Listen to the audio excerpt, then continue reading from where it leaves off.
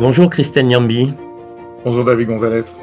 vous êtes directeur d'Imago Dei, mais vous êtes politologue de formation spécialisé dans les questions internationales et le maire pro-européen de Bucarest, Nikushor Dan, a remporté le second tour de l'élection présidentielle dimanche 18 mai en Roumanie. Euh, c'est un retournement spectaculaire. Pouvez-vous nous dire quel était l'enjeu euh, pour nous de ces résultats des élections en Roumanie? Oui, alors je pense qu'on n'a pas nécessairement l'habitude d'entendre parler des élections en Roumanie. C'est un pays qui en fait n'est pas beaucoup couvert en politique française, ou en tout cas dans les médias francophones. Et pourtant, cette année, l'élection a été particulièrement commentée et tendue, puisque elle a fait l'objet de grandes tensions. Il faut savoir que cette élection, à l'origine, était prévue en 2024, au mois de novembre et de décembre. Hein. Comme en France, c'est une élection présidentielle à deux tours. Et il est arrivé quelque chose d'unique à cette occasion, c'est que le candidat principal qui est ressorti vainqueur est un candidat indépendant, qui s'appelle Călin Georgescu, euh, un candidat en fait issu, on peut le dire, de l'extrême droite, avec des positions très tranchées pro-russes et ultranationalistes, avec des velléités qui inquiétaient certains voisins de la Roumanie. Et surtout, c'était un candidat qui était inconnu, pour ainsi dire, jusqu'à quelques semaines avant l'issue du scrutin, et qui a été propulsé par les réseaux sociaux, tout particulièrement TikTok. On s'est rendu compte, en fait, très rapidement qu'il y a eu, en fait, une forme de manipulation des algorithmes des réseaux sociaux, et que suffisamment en fait pour que la Cour constitutionnelle roumaine annule l'élection présidentielle et donc appelle un nouveau scrutin. Et donc c'est celui-là qui a eu lieu tout récemment. Et finalement, les Roumains se sont ressaisis et ont élu à près de 54% euh, Nikoshor Dan, qui lui est pro-européen. C'est ça, c'est ça. Et ce n'était pas attendu non plus, parce que Georgescu, n'avait plus la possibilité de se présenter, a donné, en fait, a tiré les ficelles de la campagne, et son successeur était donné gagnant jusqu'à assez récemment.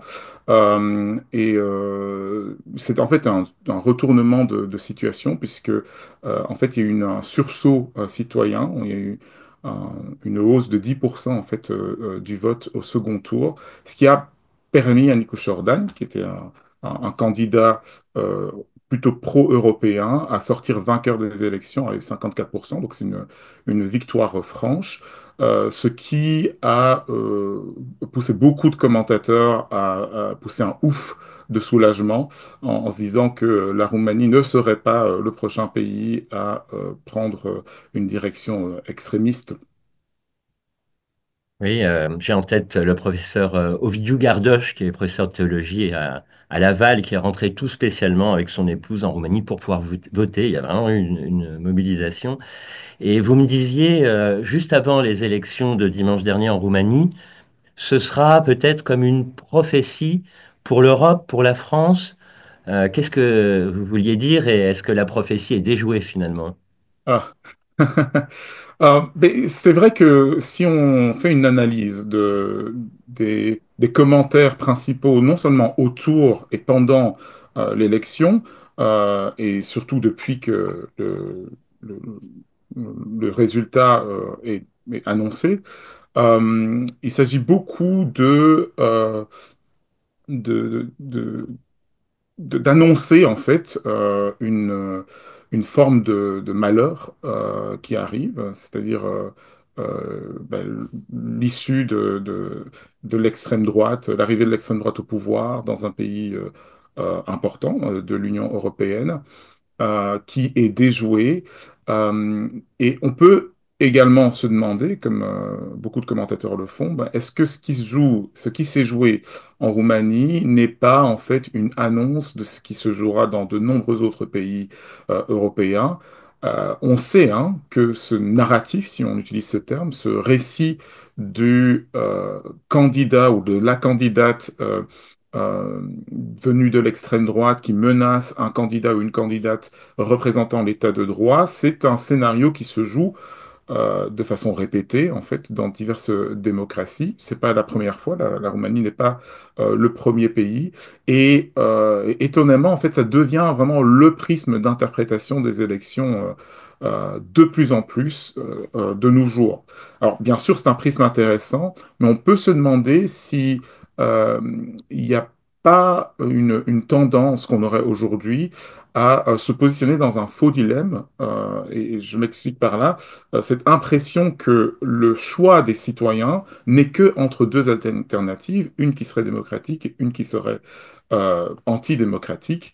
Euh, il peut être utile pour chacun d'entre nous, entre citoyens, de se poser et de s'interroger aussi sur quelle alternative démocratique ou continuité démocratique se présente à nous. Est-ce que, de la même manière, les élections en Pologne, cette fois, avaient le même enjeu? Eh bien, en Pologne, on se retrouve de nouveau avec une élection présidentielle, hein, c'est vraiment la saison. Et ce qui est intéressant, c'est que le jour du second tour de l'élection roumaine avait lieu le premier tour de l'élection présidentielle polonaise. Et effectivement, on se retrouve, là pour le coup, c'est vraiment intéressant en termes de dialectique populiste de droite versus démocrate, disons, du centre ou libéral, où on a les deux finalistes, en fait, sont Rafał Trzaskowski, qui représente en fait le parti du Premier ministre actuel, Donald Tusk, qui est donc un parti assez proche idéologiquement en fait du parti d'Emmanuel Macron. Et de l'autre côté, on a Karol Nawrocki qui, lui, représente le parti Droit et Justice, qui est un parti qui était au pouvoir pendant 8 années et qui est clairement un parti qu'on pourrait identifier comme populiste de droite. Et là, l'enjeu, encore plus que ce qui concerne la Roumanie, même si la Roumanie c'était intéressant, mais encore plus, l'enjeu, c'est l'enjeu euh, d'un soutien au sein de l'Union européenne à des idées que, qui vont en poupe aux États-Unis, hein, avec Donald Trump, ou une tendance qui est nettement plus européenne et qui va privilégier la solidarité européenne, l'état de droit et des valeurs qu'on dirait plutôt libérales et démocratiques. Même s'il faut préciser que le parti Droit et Justice est un parti qui est parlementaire, hein, c'est pas un parti dictatorial. Alors justement, est-ce que ces deux élections annoncent qu'il n'y a pas de fatalité, que l'Europe est peut-être en train de se tirer d'affaire par rapport à l'extrême droite? L'alternative des sociodémocrates de gauche a-t-elle encore une chance? Alors là est toute la question parce que quand on dit ça, il faut réaliser ce qu'on veut dire. Et je reviens à mon point précédent qui est de différencier en fait quelles sont les alternatives. Quand on parle d'extrême droite et quand on parle de parti démocratique, ce sont évidemment des facilités de langage, ça simplifie un petit peu la situation, mais on parle là d'une variété d'alternatives ou en fait d'offres politiques. Je pense que le pari que beaucoup de partis d'extrême droite ou de droite dure ont fait ces derniers mois, depuis en fait l'élection de Donald Trump, c'est de voir en fait dans la méthode Trump, dans son marketing politique et dans son langage, une formule qui gagne. Et donc, comme George Simeon, le candidat qui a perdu en Roumanie, de se rapprocher en fait de cette façon de faire de la politique en rappelant la grandeur passée de son pays, la grandeur à venir de son pays, l'appréciation pour un leadership fort. Mais ça n'a pas l'air vraiment de convaincre aussi clairement que ça a convaincu aux États-Unis. On voit donc au sein des populations européennes quand même une plus grande prudence, en tout cas une plus grande division, incertitude par rapport à ces propositions politiques. Mais ça ne veut pas dire que c'est une rhétorique qui n'intéresse pas et qui ne convainc pas. Il faut dire que ce qui est intéressant quand on regarde à la Pologne et à la Roumanie, ce sont des démocraties européennes où le fait religieux et les valeurs chrétiennes en particulier, catholiques pour la Pologne et orthodoxes en majorité pour la Roumanie, pèsent beaucoup dans la culture. Et donc, des candidats qui évoquent non seulement la grandeur de leur pays, mais l'importance des valeurs chrétiennes, vont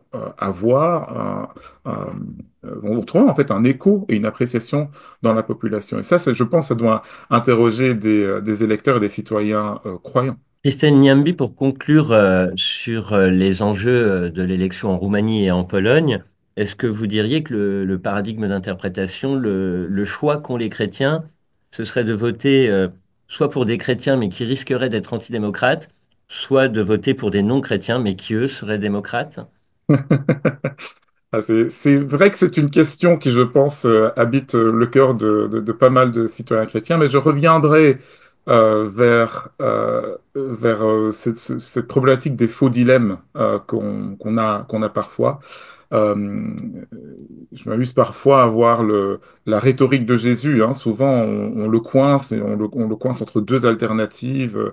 Est-ce qu'il faut adorer Dieu ou César, par exemple? Et Jésus a l'art de trouver une troisième voie, d'avoir une autre perspective sur la réalité. Et je pense qu'il nous faut chercher à nourrir d'autres perspectives. Et puis, en termes de cette dichotomie ou cette tension entre les valeurs antidémocratiques et démocratiques, j'aimerais rappeler qu'il y a un enracinement, une perspective chrétienne très solide pour défendre ben, l'état de droit, les libertés, l'égalité entre les citoyens. On peut aussi y réfléchir d'un point de vue chrétien et cela nous appartient en tant que citoyens avant tout. Merci Christine Niambi pour cet éclairage sur les enjeux des élections en Pologne et en Roumanie. Euh, Vous êtes basé en Allemagne. Je vous dis à très bientôt. Tchuss. Tschüss.